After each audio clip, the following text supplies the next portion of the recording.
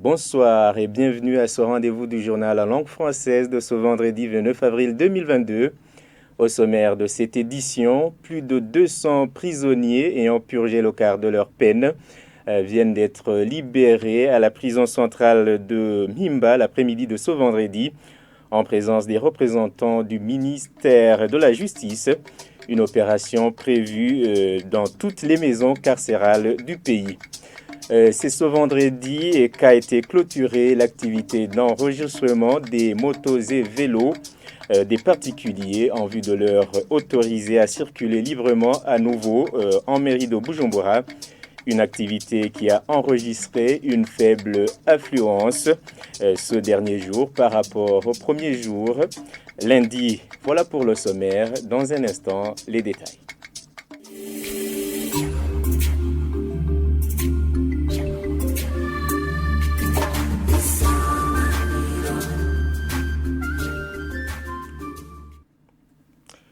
Bonsoir. Le président de la République du Burundi se dit satisfait du choix du Burundi parmi les 21 pays bénéficiaires de l'appui pour faire face aux conséquences liées à la pandémie du Covid-19 et à la crise en Ukraine. Évariste Ndayishimiye l'a dit ce jeudi lors de la prière œcuménique organisée mensuellement par le parti CNDD-FDD. Suivez.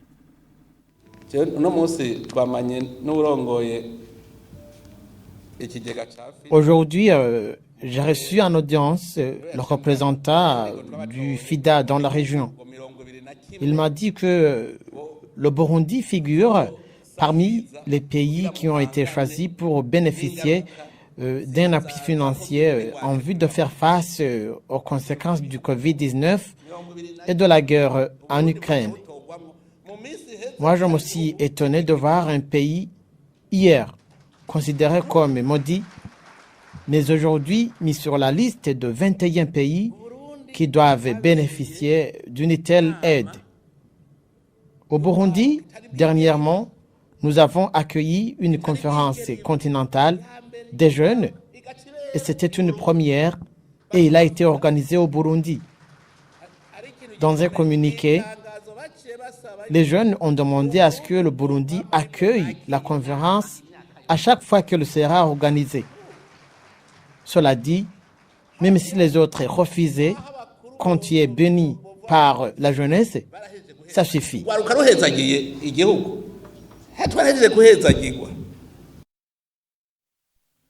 Page justice à présent, plus de 200 détenus de la prison centrale de Mimba ayant purgé le quart de leur peine viennent d'être libérés ce vendredi. L'assistant du ministre de la Justice qui était présent a interpellé ces anciens prisonniers à afficher un comportement exemplaire et à sauvegarder de toute récidive. Jean de Dieu Irakozé était sur place, son reportage. Ce sont les 226 anciens détenus à la prison centrale de Mimba, bénéficiaires ce vendredi de la libération conditionnelle pour avoir purgé le quart de leur peine. Ces derniers sont appelés à une bonne conduite pour ne pas y retourner. Ils sont également appelés à s'atteler aux travaux de développement par l'assistant du ministre de la Justice. Je suis venue ici pour faire une activité concernant la libération conditionnelle des prisonniers qui étaient ici à la prison centrale de Mimba, qui ont déjà purgé un quart de leur peine et qui ont manifesté d'un bon comportement dans ces lieux carcéraux. Les personnes qui sont concernées sont à 226. Et dans les prisons, dans toutes les prisons du Burundi, il y en a encore qui vont être libérés comme les autres. L'appel que je peux lancer à ces détenus qui sont libérés, c'est que ici, ce n'est pas un lieu où on peut encourager quelqu'un pour y rester. Ils doivent travailler pour le développement du pays, pour le développement de leurs familles respectives. Ces anciens détenus s'en réjouissent et promettent de ne plus commettre les mêmes délits ayant poussé à leurs emprisonnements comme celui-ci le signale.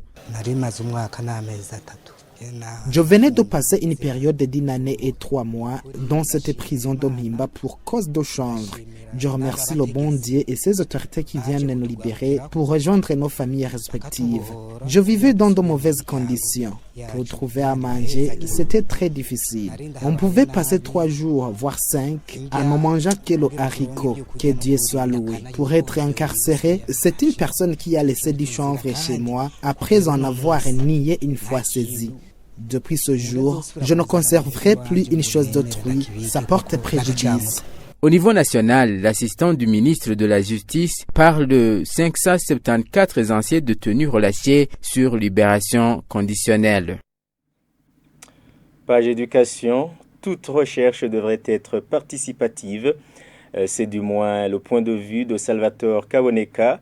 Il est professeur à l'Université du Burundi en faculté d'agronomie. Il précise que les étudiants des universités devraient non seulement apprendre la théorie, mais aussi faire leurs propres recherches. C'était ce jeudi lors de l'ouverture de l'année académique 2021-2022. Suivez-le. L'enseignement devrait aboutir à la recherche ou devrait aboutir au développement en passant par la recherche, n'est-ce pas?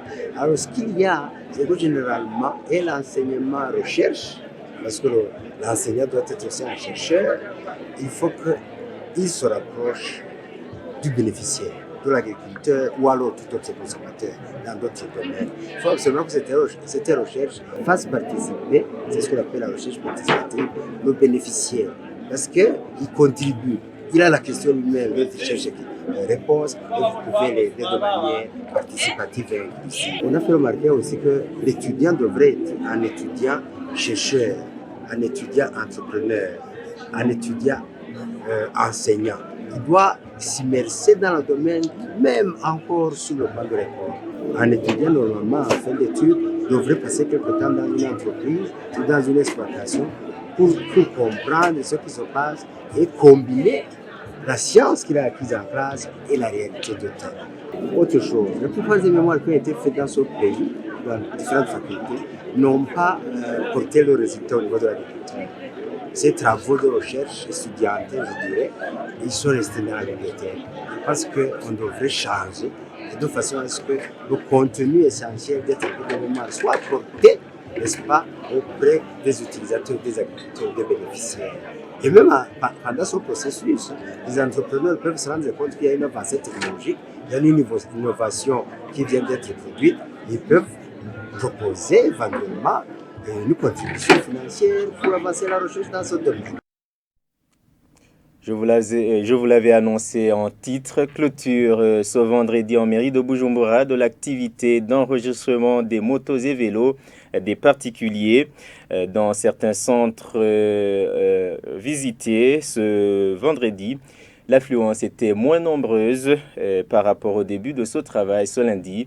Le récit est de Lydie Gahimbari. La campagne d'enregistrement des motos de transport non rémunérés et des vélos de transport se poursuit aux différents centres destinés à cette activité. Au centre d'enregistrement se trouvant à la zone de Hiro, commune Mukaza, les propriétaires de ces moyens de transport viennent à compte-gouttes. Même si ces propriétaires n'ont pas voulu s'exprimer, ils apprécient cette activité. Selon eux, il suffit de présenter des documents exigés comme une photocopie d'identité pour les vélos et la carte rose et une photocopie d'identité pour les propriétaires des petites motos. La même activité d'enregistrement se déroulait au centre situé au chef-lieu de la zone Gihosha, commune Nahangwa. Il est prévu que l'opération d'enregistrement des motos de transport non rémunérés et des vélos de sport prenne fin ce vendredi le 29 avril 2022. Eh bien, c'est par ce reportage que nous mettons point final à ce journal. Merci de nous avoir suivis. Merci à l'équipe de la rédaction de m'avoir aidé à préparer ce journal. Bonne fin de week-end à la suite de nos programmes. Au revoir.